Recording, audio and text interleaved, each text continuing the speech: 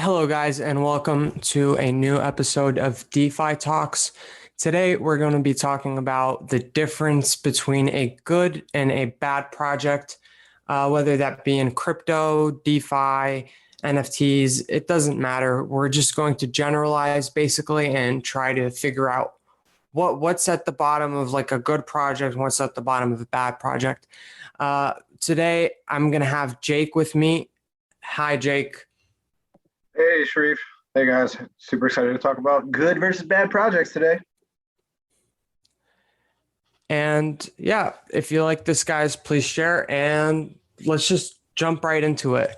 So recently, a lot of projects have been losing a lot of their money. You see this, the market is just on a downward trajectory, and it has been for the last 6 months, I think, probably even more. So a lot of money that was in the system is just basically disappearing. And we have been thinking about that. Why is that happening? Why were projects that were doing really well and had very high market caps and had a lot of volume, why don't they have the same volume right now, the same user base? Why have people abandoned a lot of different projects, and why have a lot of different projects failed? After talking about it for a bit, this is what we have came up with. So the first thing that we had to look at is, what does the project really do, and is there utility behind it? Some projects, like, they don't make any sense. People will tell you the rundown on it and why it's so great, but most likely it's not going to make a lot of sense to you. And if that's what's happening, then that's a big red flag, because projects should make sense. They should be simple enough for the average user to understand and use. Otherwise, what's the point? Jake, do you have any experience with projects that are not really like you don't know what the reason for its existence is? Yeah, absolutely. And just to back up for a minute or two, what we're really going to lay down here is what we think are like a roadmap of the five most important steps when analyzing a project, starting with the utility, like Sharif says. What does it even do? And yeah, of course, I've run into plenty of projects that don't necessarily, ring off the charts in terms of utility and screaming value to the marketplace. The bigger thing I look out for is like a red flag around utility. For example, when we're at events or I'm talking to someone and meet someone and talk about their project, that's my first question. And there's two ways to answer that question. Okay. You can say like, oh, well, this thing, certain people, they always talk about like how well the token's doing or the rewards or the airdrops or whatever, the incentives. They don't really talk about the project. So this right away is a huge red flag. And so I think probably 80 to 90% of crypto projects are in this ballpark. Like, they might have good intentions, but they're not really solving a problem in the marketplace or adding specific niche value. And I think we're going to give plenty of examples of those that are doing well. But yeah, across the board, I don't know if I'm going to just burn one project that I've learned about, but that's how I like spot the red flag projects. What about you, Sharif? What do you think? I've seen a lot of projects where I don't understand how it works. I don't get how they get their money or their users or their numbers. I just don't get it. Like, where is the value coming from? A lot of those projects, in my opinion, are usually related to yield farming. I don't understand it. Maybe someone else does. Maybe it makes sense, but I just think it just seems fishy. Like, where is the value really coming from? Is it coming from just people holding on to a token? Because that seems to me like a recipe for disaster. If you can't really do anything with it, then you don't actually have the money that your account says you have. So that's one example of a project where I don't understand the functionality of it. I don't understand where the money is being generated. And so I just tend to stay away from them. Uh, that's been that's saved me a lot of headaches so far. So I'm going to keep going with that. But let's just reverse that a little bit and talk about a project that does make sense. Are there any projects that make sense that you know of? Yeah, the easiest example here is Ethereum, right? So, for example, Ethereum provides plenty of value. For example, it was really the first platform that allowed you to show up with the Solidity programming language and build your own blockchain project on the Ethereum mainnet. So things like that. And then the other thing that, for example, the ETH token holds that Matt Rosen always uses as an example in our meetups. It's like, listen, you need to have the ETH token, the governance token for the Ethereum mainnet, to pay the gas fees to use Ethereum across the board. This is one of the main reasons to have it. So you always need a little bit of pocket change in your wallet at minimum, just to use the network. So that's a small example. I'm sure you have some more, Sharif. I just want to double down on Ethereum because it reminds me of it's like a game Roblox where they just let the people build their own games inside of the game, which is very interesting to me. Like the idea that you could just give somebody the ability to create these like complex programs that help you do a lot of different things, like run financial systems or run like Internet of Things, or there's a whole bunch of use cases for smart contracts that are being tested out at the moment, and they're all enabled by these providers like Ethereum. So I want to double down and say, like, yes, it is that's a good project. I understand how it works. I understand why the token is priced the way it is, because like you said, you need the token to do things on the network, and the network is it's got a lot of big projects built on top of it, which is also another good sign. Generally, like, bad projects are in their own ecosystem. They're just like isolated. They don't interact well with the outside world, and I don't think that that's true of Ethereum. So yeah, that's one of the best companies in my opinion. Another thing that we start. Is there anything you want to add on to that, Jake? Yeah, I'd love to point out one thing to reinforce what you're talking about, just for those who may not know. But when Bitcoin was successful in the early days, there was no programming aspect, no Solidity, no ability to therefore have smart contracts. So that was within all this other value that we're exemplifying for Ethereum. The smart contracts feature was a massive differentiator between Ethereum and Bitcoin. And that's also why Ethereum has outpaced Bitcoin in gains and growth. For its size, just because of the smart contract element. And then all these other projects that work on mainnet, they have smart contracts within them. So just wanted to add that into our narrative. That's how important Ethereum was. They also showed up with that. Yeah, go ahead, Sharif. I think it's important to know also that any project, so this is another really great characteristic of good projects, is that they let the user do things of value. So like YouTube lets you make videos. Ethereum lets you make smart contracts. TikTok lets you make content. So all of these different apps that are really popular, they all enable the user to be creative and to do things that are worthwhile on some level. So that's something to really look out for. If a platform or an app or a project lets you do something better with your time, then it's definitely like something you should put an eye on. I wanted to go to talking about, like, talk less about the project and talk more about the people now. So another great way to understand a project is who's running it, who's the creator, who are the developers, who's the team? Do you know them? Do you have access to them? Are they anonymous? Do they have their information out there, or do they have emails on their sites so that you can contact them and discuss things? Or are they just completely hidden from the world? That's a big sign right there. If a creator, so Bitcoin actually goes and just really makes that, like, it invalidates that, because the creators are anon and it is a good project. But generally anon projects, in my opinion, tend to not be that great. They might have something malicious in them. They might be anon for that reason. Are there any examples that you can think of? Yeah, I mean, right off the bat, when you come to an anonymous project, anonymous founders, people who would just go by an alias and you have no clue who they are in real life. Our group, we have some projects that use, for example, Sushi Swap within them. The people who have heavily used sushi token and platform. And for example, there was a Chef Nomi individual, I think one of the co-founders, who sold a whole bunch of the token, and ever since it never has really been the same.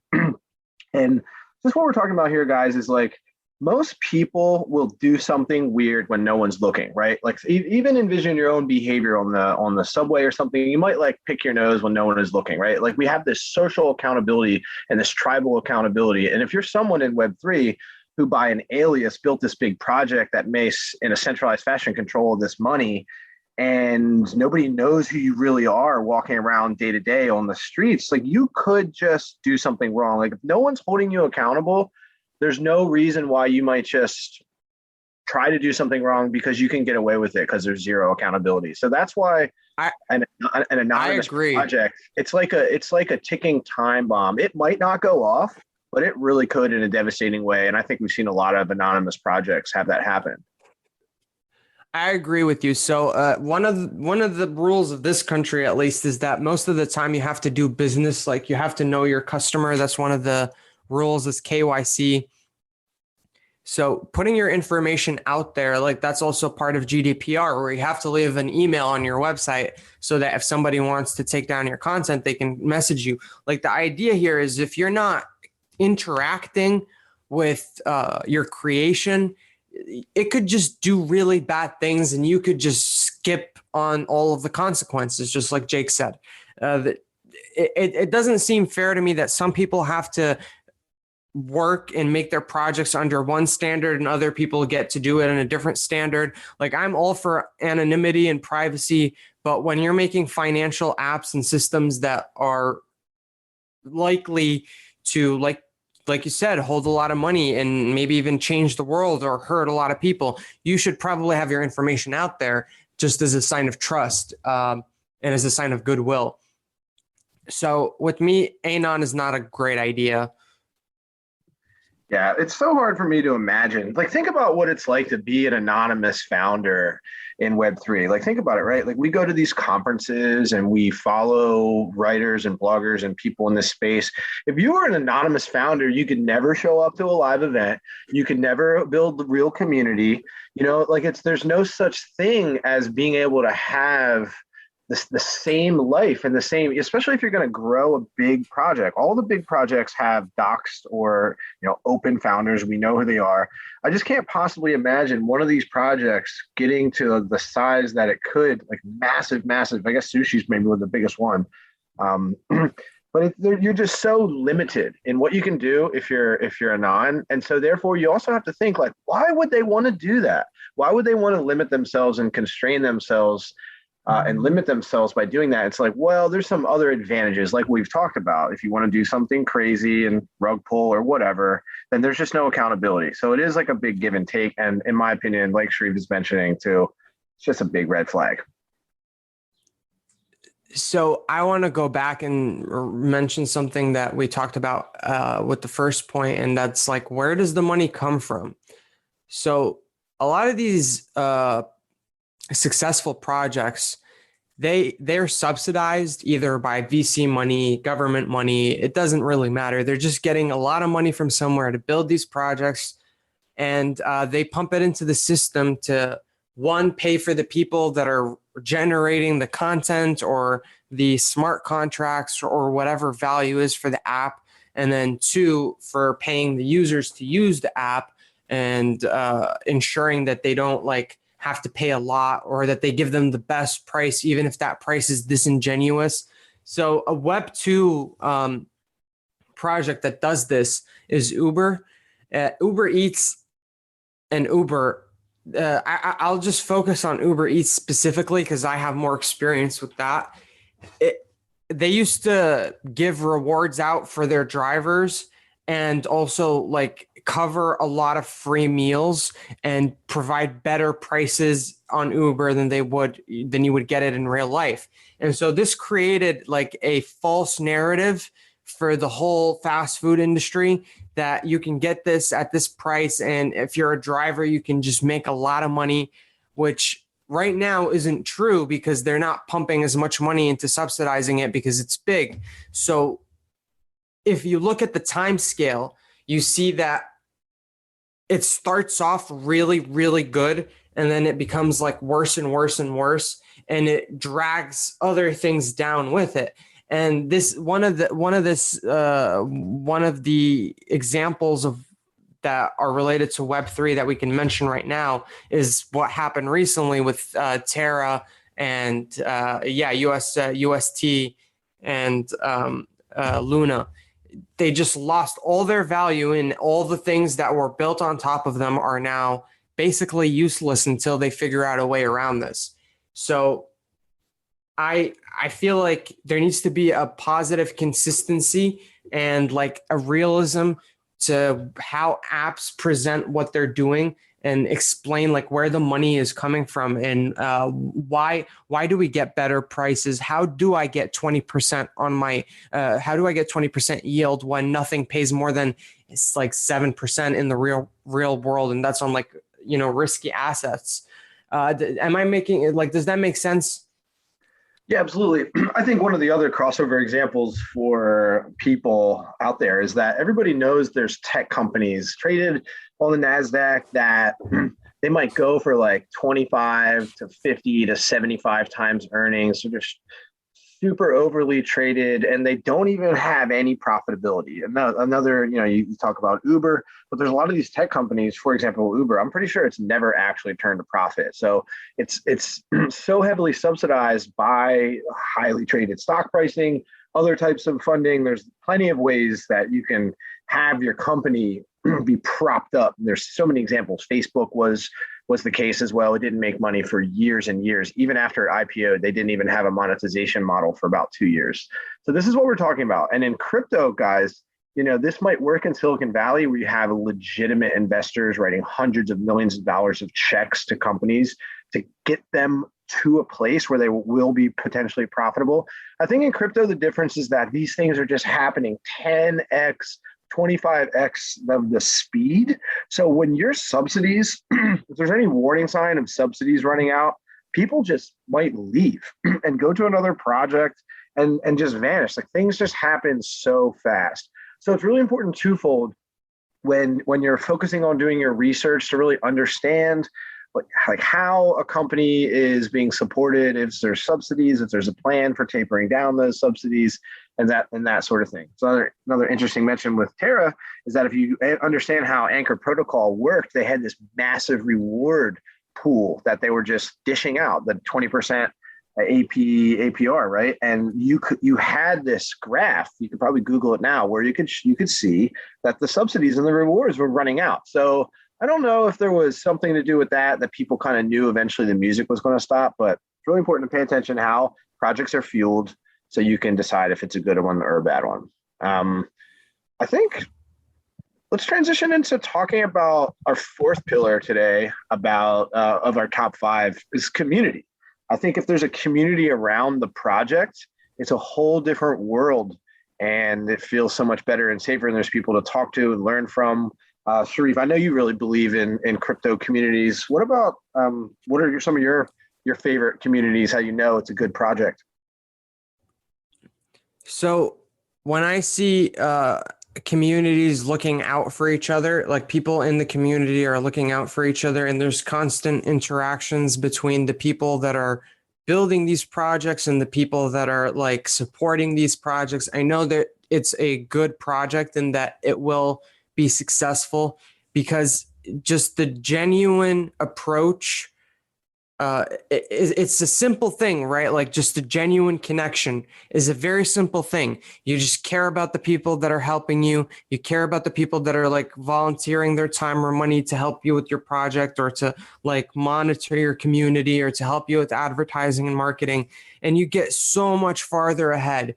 And those people that you show loyalty to will show loyalty back to you as a like leader of a project. So there's a dynamic there where if you have the right connection with your fans and you do it in a genuine way, you can grow at a much faster and a much more stable rate than other companies that don't take the time to communicate with their fans and grow their communities and maintain consistent connection with people.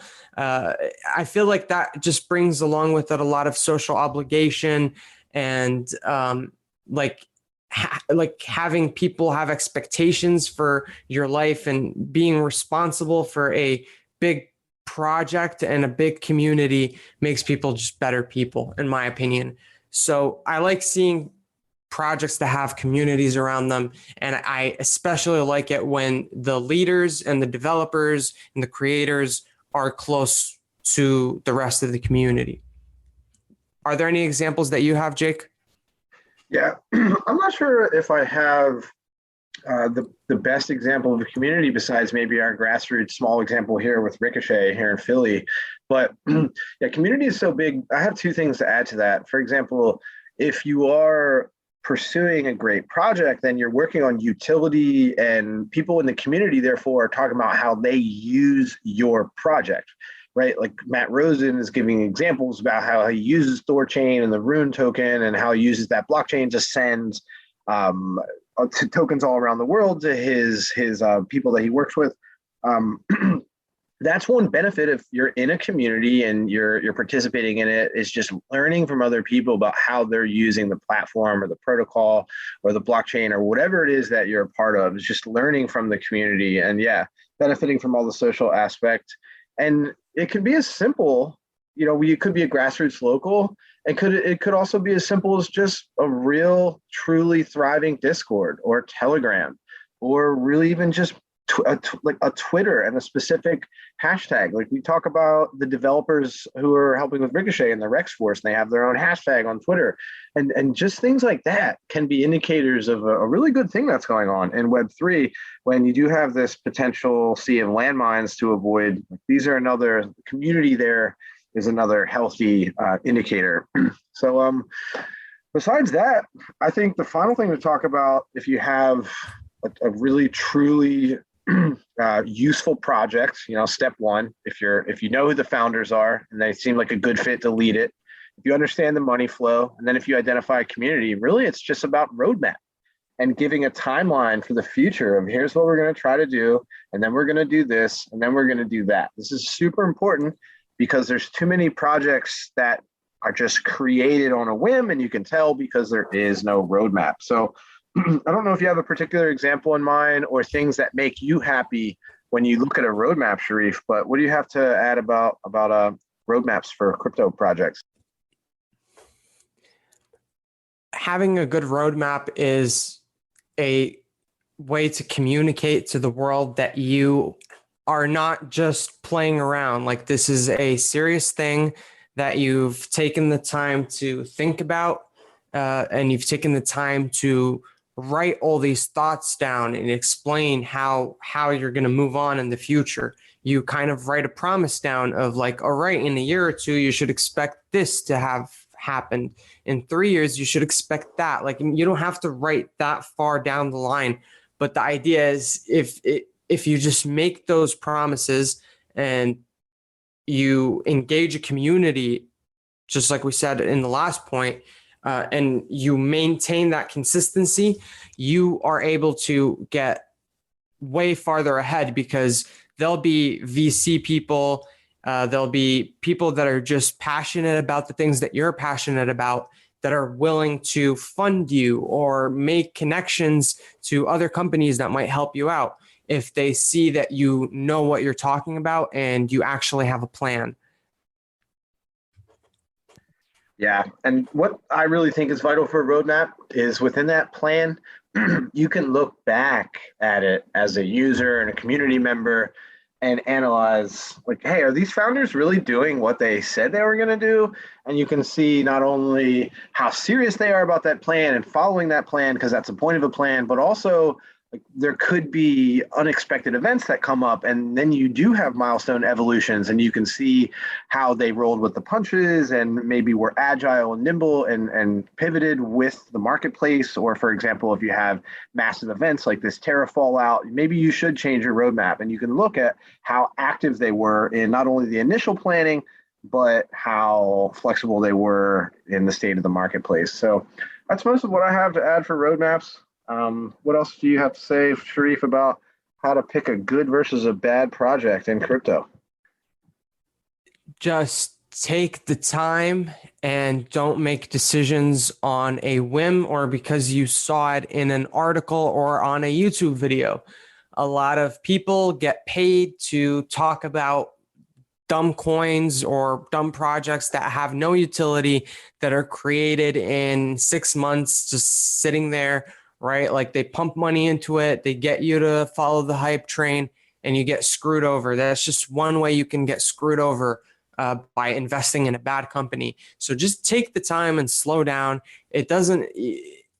There will always be wins and loses. Just choose each battle right. Don't invest in something if you're not sure. You know things about it and you see a future for the project and you like what it does and understand what it does, most importantly.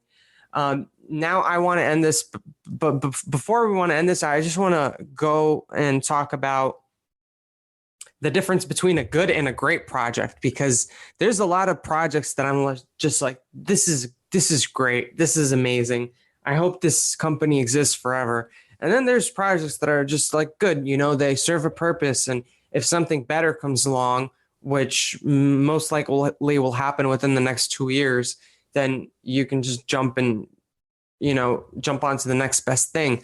But when you find a great project, something that is like solid and won't be going anywhere anytime soon, you should know what those projects are. I want to go about explaining how I choose like what is a great project. What is a great project to me?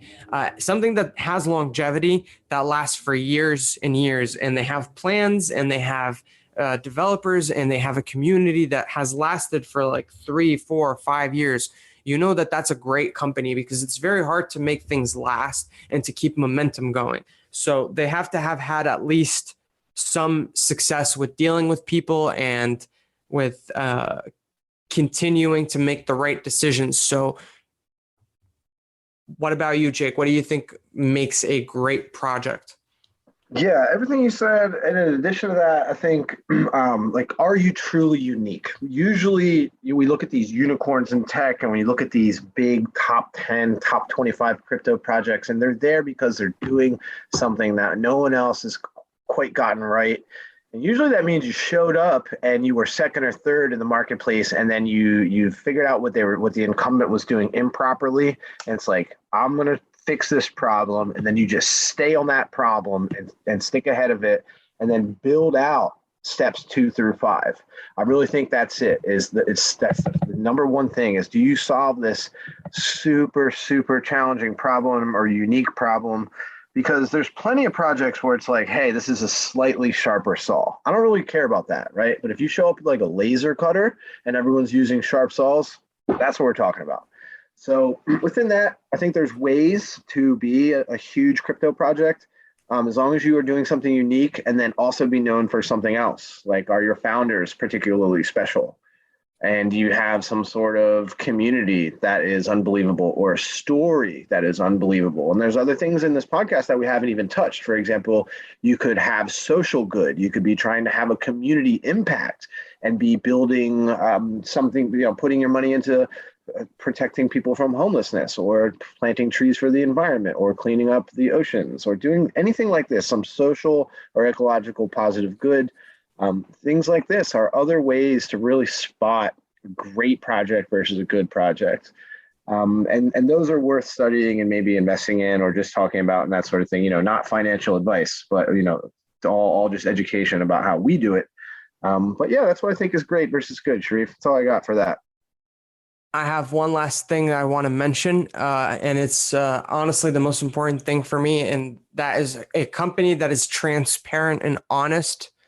To me, is the best company, because everything goes up and down. Everybody has bad days, weeks, months, years. Everybody has bad developers or managers or weird experiences where people did messed up stuff under the name of a company or a brand or whatever. That happens. But if a company or a project is always honest and upfront about what's going on, in actively working on solutions to all of the problems that hurt people and put effort into reimbursing people and helping people like find positive things in their project. That just to me is like, that's great. Some examples I really want to point to is MetaMask, Asus, Firefox, Coinbase. I've had amazing experiences with these products throughout my life. Asus just respects your privacy. They build laptops thinking ahead. They are really well at continuing and supporting you if you have a problem. And I just think that they really do care about their users. Coinbase has been facilitating financial transactions that are better for like, I don't know, 5 years. I have no idea how many years, but I've known about them for like years now. I've been using them for my business for years now. Firefox has been the same consistent project for the last 20 years. It has been amazing. I've never had an issue with it. And MetaMask stays true to a decentralized network. It allows you to own your own stuff, and that's very rare. So just look out for those great projects and make sure to reward them when you do see them, and try to stay away from the bad ones. My name is Sharif. This was another episode of DeFi Talks. If you guys are around in July, please check out DeFi Philly. That we have a conference. It's going to be on July 8th. If you check the description down below, I will leave a discount code. We'd love to see you there. And thanks for watching, everyone. Thanks, guys.